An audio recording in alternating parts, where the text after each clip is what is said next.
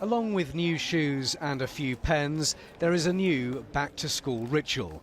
What would have seemed utterly bizarre 2 years ago is now totally normal. This year will be more memorable just in general because last year there was a bit of a mix between being in school and also having virtual learning, which really hindered our learning. Testing, is it just part of the routine now? I'm used to it since we have to first think of our health and then we can think about education.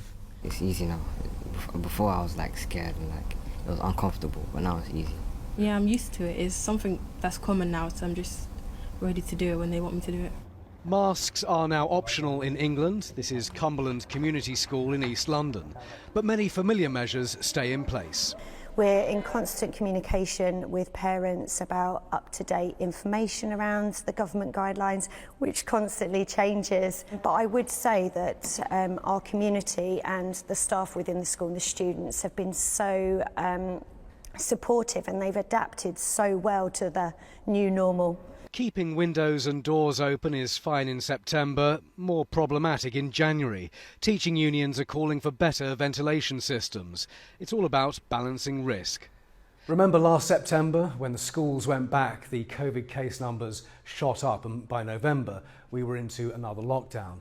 Well, the case numbers will be studied very carefully this year, but already in Scotland, where schools have been back since mid-August, the case numbers are increasing rapidly. Chief medical officers are currently deliberating whether to vaccinate secondary school children.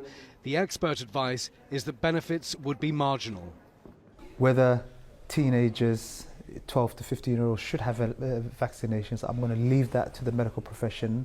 And what I want to do is to run the school in a safe environment and make sure that our kids who've missed out a lot in the last year and a half don't experience those kind of disruptions in their learning for the year ahead.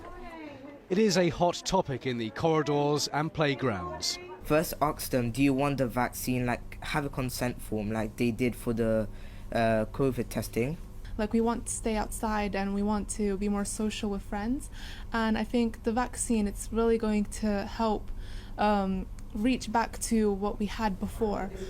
Back to what we had before. Not much to ask, is it? From a generation which has suffered so much. Simon Viger, 5 News, Plaistow.